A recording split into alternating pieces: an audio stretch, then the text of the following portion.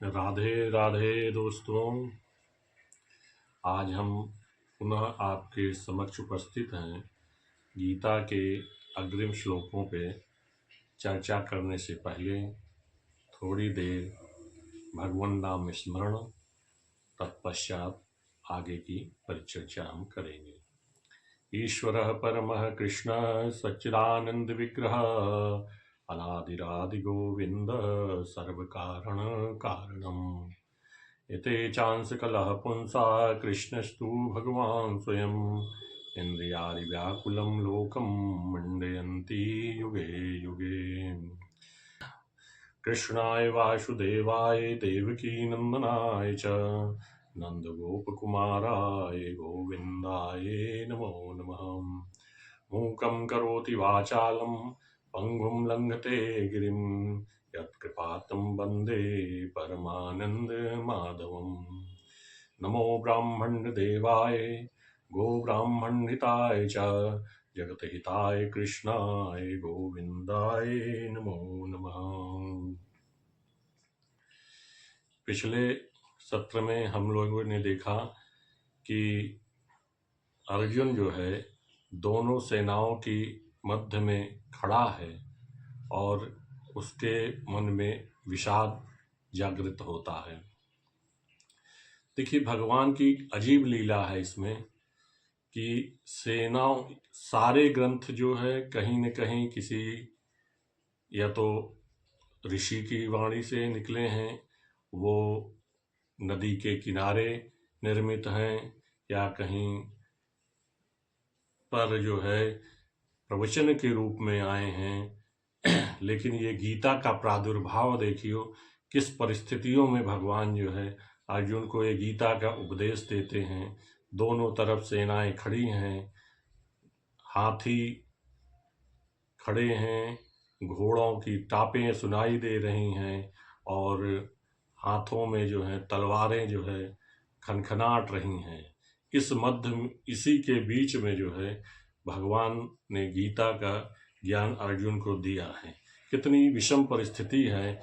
इन परिस्थितियों में जहाँ आदमी को ये नहीं पता है कि हमारा अगला क्षण जो है हम जीवित रहें कि ना रहें, और भगवान जो है अर्जुन को ये गीता ज्ञान उपलब्ध कराते हैं। गीता वैसे सारे ग्रंथ तो पढ़ने के हैं, स्वाध्याय के हैं, लेकिन गीता जो है एक गाने की चीज़ है। गीता जो है गाइए, गाना और रोना ये संसार में हर व्यक्ति के जानता है। कोई गाना जो है स्टेज पे गाता है और कोई बाथरूम में गाता है, लेकिन ऐसा नहीं है कि वो गाना नहीं जानता है। और रोना भी सबको आता है, लेकिन भगवान कहते हैं गीता गाइए। और गीता गाने से क्या होता है, गायन के द्वारा आदमी के संगीतों की एक लहर उठती है। उस संगीत की लहर में आदमी जो है अपनी आत्मा को अगर स्नान कराएगा तो ज़्यादा पवित्र होगा। इसलिए गीता का महात्म्य है कि गीता को गाइए, जितना से ज़्यादा हो सके। गाने से हमारा मन, हमारी बुद्धि, हमारी आत्मा जो है शुद्ध होगी और तृप्त होगी। इसलिए गीता जो है वो गाने की चीज़ है।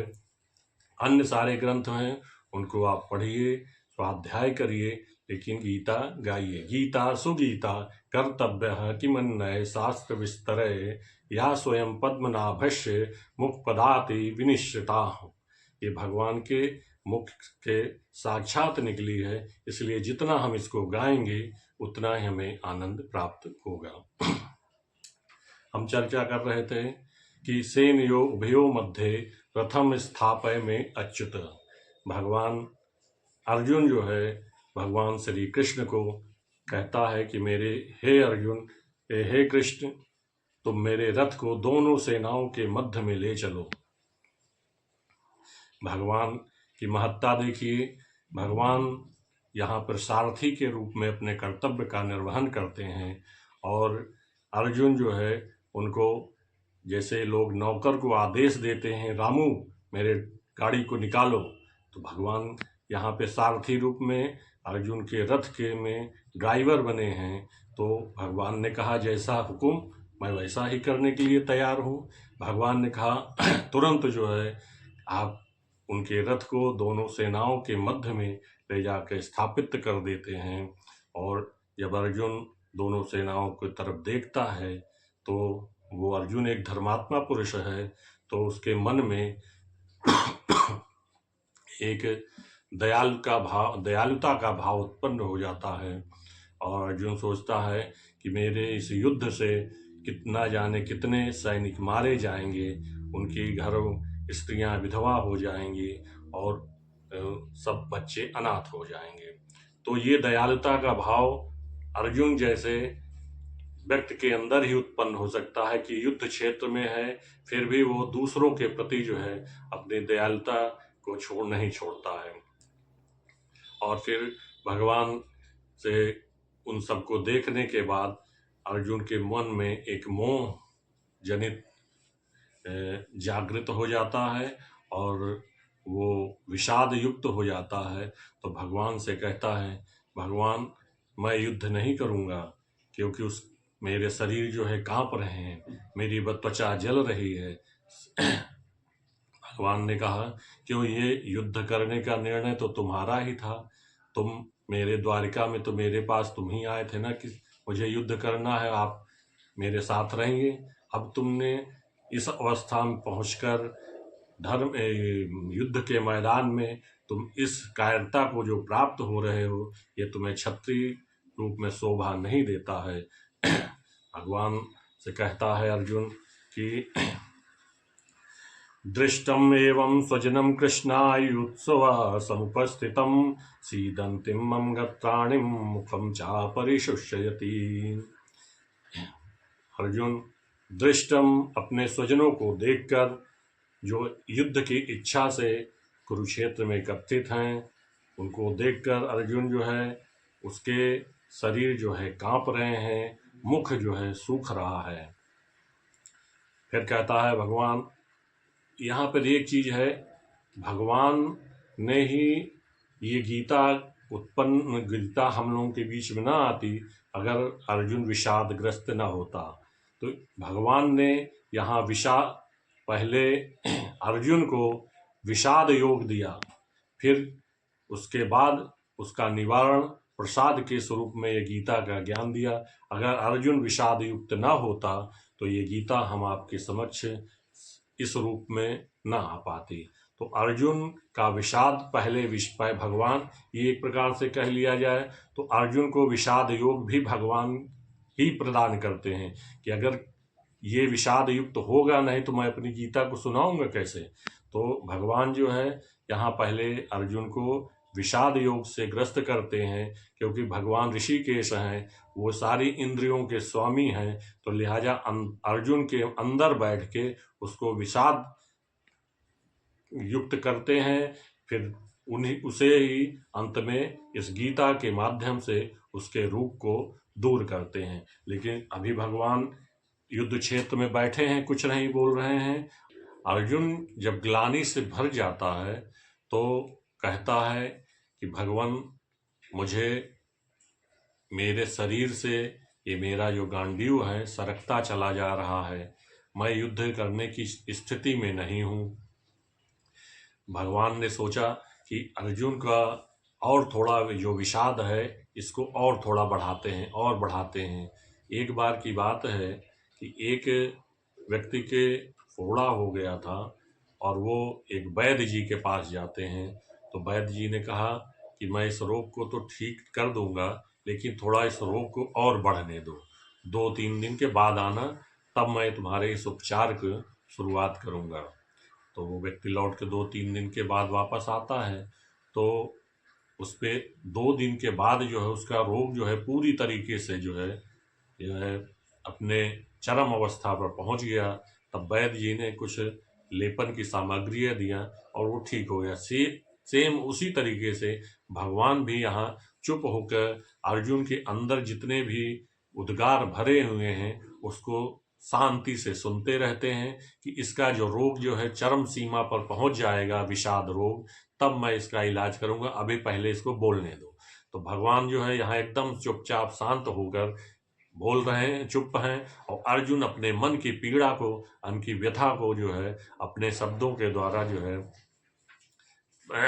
भगवान के समक्ष व्यक्त करता है और कहता है कि वेपयुत्थ शरीरे में रोमहर्षया जायते गांडीवम संसते हतास्त्वक परिदाहते। मतलब अर्जुन कह रहा है मेरे शरीर से मेरा गांडीव सरक रहे हैं और मैं जो है एकदम, मेरी त्वचा जो है जल रही है। इस विषाद की वजह से भगवान मेरे तो उपचार कीजिए। तो भगवान चुप हैं एकदम। भगवान कहते हैं कुछ नहीं, अभी तू और बोल। अभी रोक और बढ़ाते हैं भगवान के विषाद अर्जुन के। अर्जुन कहता है ना चाश्रेयो अनुपश्यामि हत्वा स्वजनम आहवे ना कांक्षे विजयम कृष्णा ना चा राज्यम सुखानि च। मुझे भगवान, मुझे इस युद्ध से कोई श्रेय नहीं समझ में आता है।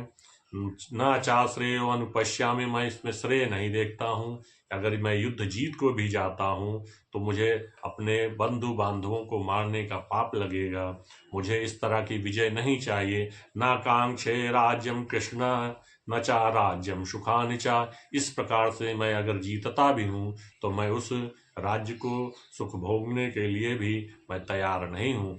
एक प्रकार से देखा जाए तो अर्जुन के मन में यहाँ वैराग्य का जागृत होता है।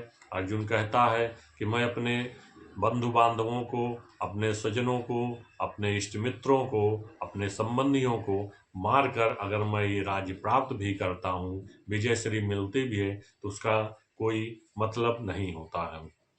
फिर वो कहता है कि अगर ये सारे जो है मेरे परिजन मारे जाते हैं युद्ध में तो उनकी वो कल्पना करता है। कहता है कुल क्षय प्रशयंती कुल धर्मा सनातनाः धर्मे नष्टे कुलम कृतस्नम धर्मो अभियुक्तता। कहता है अगर सारा मेरा ये कुल, मेरे सगे संबंधी अगर नष्ट हो जाएंगे तो मेरे जो पारिवारिक सनातन धर्म है उसका विनष्ट हो जाएगा। हाँ, कुल के नाश होने पर सनातन कुल परंपरा जो है नष्ट हो जाती है और इस तरह से शेष कुल भी अधर्म की ओर जो है प्रवृत्त हो जाता है। फिर कहता है कि आधर्माभिवत्व कृष्णा पादृश्यन्ति कुल स्त्रियाः स्त्रीषु दुष्टासु वार्ष्णेया जायते वर्णशंकरा। इस सारे कुल की जो स्त्रियां हैं वो सब अपवित्र हो जाएंगी और उनसे जो उत्पन्न होने वाले जो है संतानें जो हैं वर्णशंकर संतानें होंगी। जो वर्णशंकर संतान होने से क्या होता है कि पिंडोदक क्रियाएं जो होती हैं वो नष्ट हो जाती हैं। शंकर नारकैवं कुलघ्ना कुलश्रया च पतंती पितरो हेशाम लुप्त पिंडोदक क्रियाम। इससे पिंडदान वाली क्रियाएं नष्ट हो जाती हैं। इसलिए वर्ण शंकर जो है संतान के लिए ये हमारे शास्त्रों में जो है बड़ा निषेध है। हमारे 4 वर्ण हैं, ब्राह्मण, क्षत्रिय, वैश्य, ये 3 ऊपर के और लास्ट में शूद्र। ऊपर के तीनों वर्णों को आर्य और द्विज भी कहते हैं। तो अगर ब्राह्मणी स्त्री से उत्पन्न होगा तो वो ब्राह्मण होगा। ब्राह्मण का अगर क्षत्राणी से पुत्र होगा तो भी ब्राह्मण कहलाएगा। और ब्राह्मण का यदि वैश्य स्त्री से संतान उत्पन्न होती है तो वो भी ब्राह्मण कहलाती है।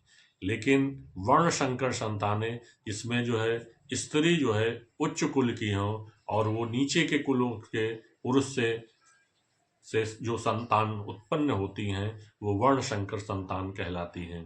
तो लिहाजा अर्जुन के मन में ये है कि हमारी जो है कुल की स्त्रियां जो है अगर विनष्ट हो जाती हैं तो वर्ण शंकर हो जाएंगी, तो पिंडोदक क्रिया जो है वो विनष्ट हो जाएगी और इसमें जो है कुल का नाश हो जाएगा। तो भगवान अर्जुन की इन सब बातों को देखते सुनते हैं तो भगवान ने कहा नहीं, अब इसका रोग जो है चरम पर पहुंच गया है, अब इसको इलाज करना चाहिए। तो भगवान कहते हैं अनार्यम जुष्टम स्वर्गम आकीर्तिम करम अर्जुनम। हे अर्जुन, तू अनार्यों की तरह क्यों बातें करता है? तू तो आर्य पुत्र है और तुम्हें इस तरह से तुम्हें अपकीर्ति की प्राप्त होगी अगर तू युद्ध को नहीं करता है, और तुम्हें जो है उच्च कुल स्वर्ग की बजाय जो है नरकों में जो है स्थान मिलेगा। तो तुम जो है तुम क्षत्रिय धर्म में उत्पन्न हो, लिहाजा तुम्हारा श्रेष्ठ जो है तुम्हें युद्ध करना चाहिए। लेकिन अर्जुन जो है कहता है एवं मुक्ता अर्जुनम संख्ये रथोपस्थ उपवाविशत विस्तजम ससरम चापम शोक संभ्रग मानशाह। इस प्रकार से युद्ध भूमि में अर्जुन ने है अपना धनुष बाण को रख दिया और शोक संतप्त चित्त से रथ के आसन पर बैठ जाता है। तो ये प्रथम अध्याय जो है यहाँ पर समाप्त होता है। इसमें अर्जुन जो है शोकग्रस्त और विषाद से युक्त हो जाता है। फिर उसके पश्चात भगवान जो है अगले अध्याय दूसरे अध्याय से भगवान का ज्ञान जो है स्टार्ट होगा, जिसमें भगवान को सबसे पहले जो है भगवान कहते हैं क्लैब्यम्मा स्मागमा पार्थना ये ततु प्रपद्यते हम क्षुद्रम हृदय दौर्बल्यम त्यक्त्वा उत्तिष्ठा परन्तपः। हे अर्जुन, तुम इस नपुंसकता को मत प्राप्त हो और ये तुम्हें शोभा नहीं देता है। तुम शत्रुओं के दमन करता हो, इसलिए उठो और इन सब को त्याग करके तुम युद्ध करो। ये तुम्हारा क्षत्रिय धर्म है और ये मैं तुम्हें आदेश भी देता हूँ। तो क्योंकि तुम क्षत्रिय धर्म से इरत कोई काम कर नहीं सकते हो, लिहाजा अब यहाँ नेक्स्ट श्लोक में हम लोग चलेंगे। लेकिन उससे पहले आज बस इतने ही।